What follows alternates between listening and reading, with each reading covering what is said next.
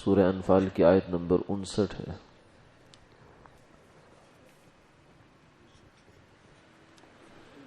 اعوذ باللہ من الشیطان الرجیم، بسم اللہ الرحمن الرحیم۔ ولا يحسبن الذين كفروا سبقوا إنهم لا يعجزون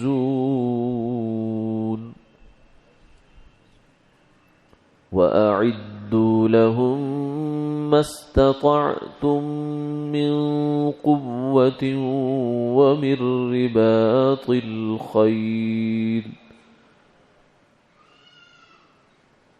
ترهبون به عدو الله وعدوكم وآخرين من دونهم لا تعلمونهم الله يعلمهم وما تنفقوا من شيء في سبيل الله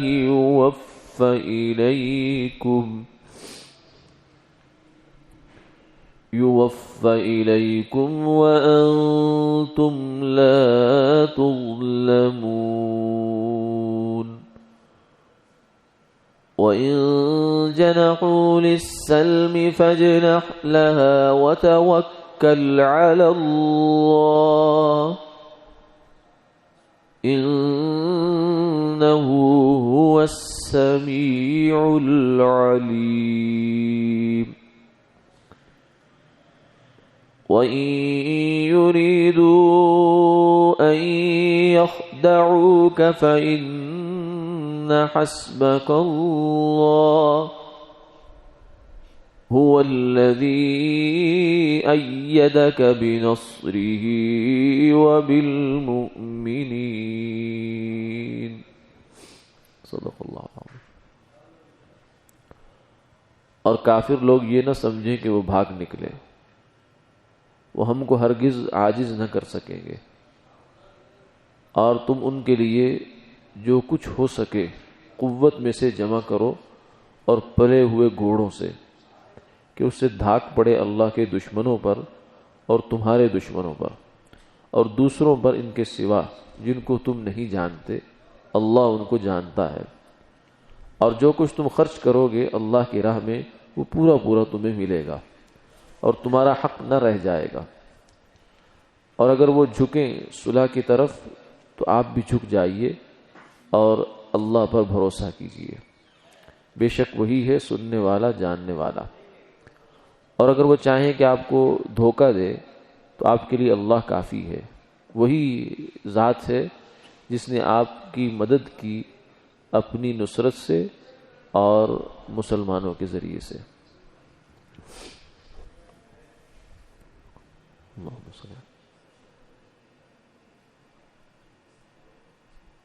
جنگ بدر کے مضمون کے لحاظ سے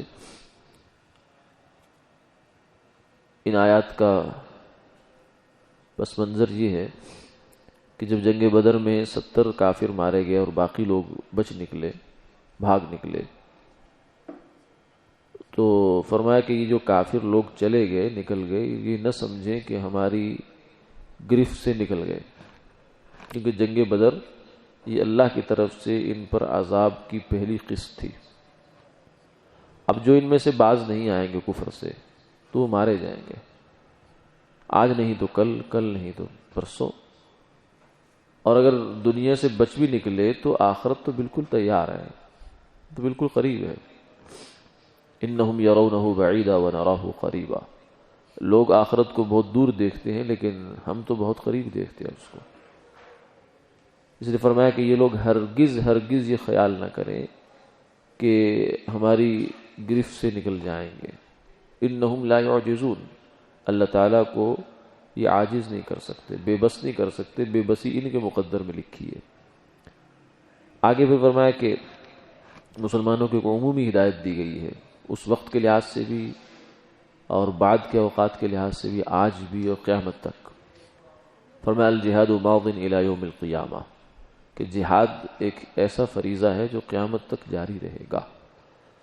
تو جہاد کے لیے تیاری بھی چاہیے ہوتی ہے، تو مسلمانوں کو یہاں جہاد کی تیاری کا حکم دیا گیا ہے، اور اس میں جو الفاظ ہیں وہ ایک تو یہ ہے کہ مستطعتم، جتنا تم سے ہو سکے۔ یہ ضروری نہیں ہے، جیسے کہ آگے آیات میں آ جائے گا کہ کافر جتنی تیاری کر کے آئیں مسلمان بھی اسی طرح کی تیاری کریں یا اس سے بڑھ کر تیاری کریں، یہ ضروری نہیں ہے، اس کے مکلف نہیں ہے۔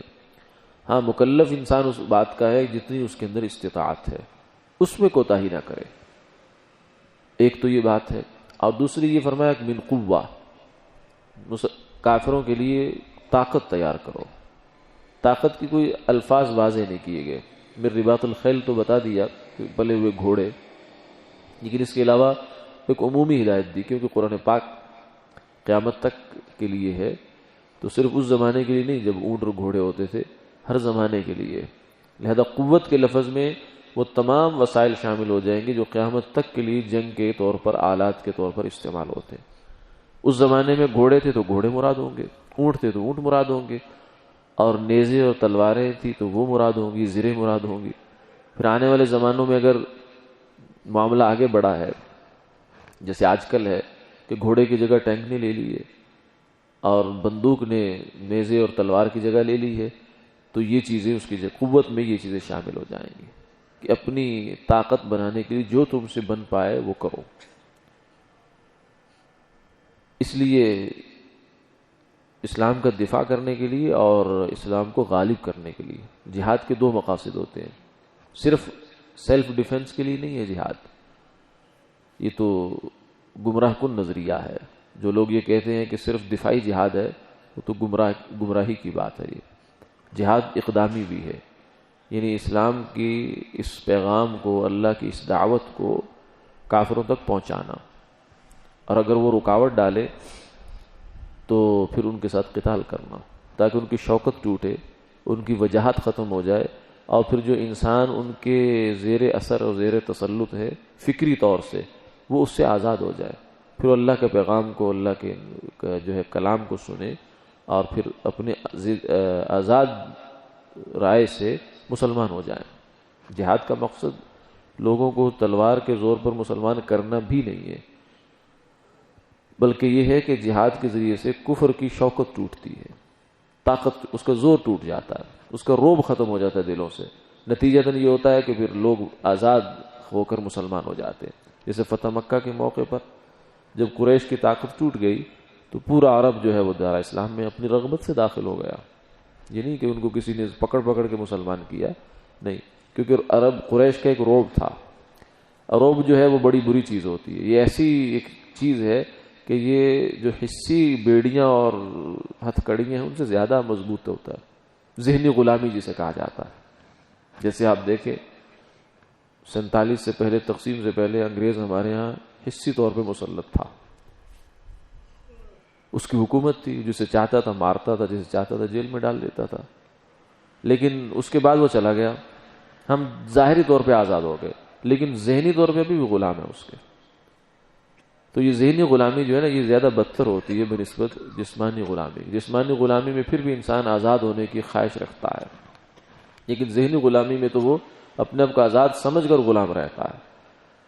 تو کافروں کی ایک شوکت توڑنا ضروری ہے جس سے لوگ ذہنی غلامی سے نکل جائیں، تو وہ جہاد کے ذریعے سے ٹوٹتی ہے۔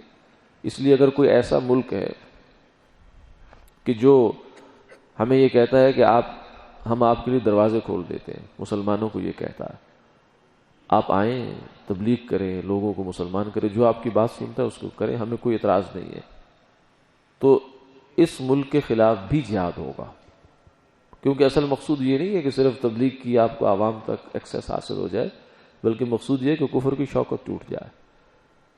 تو کفر کی شوکت توڑنے کے لیے اس ملک کے ساتھ بھی، ایسے لوگوں کے ساتھ بھی جہاد کرنا ضروری ہے جسے صحابہ نے کیا ہے۔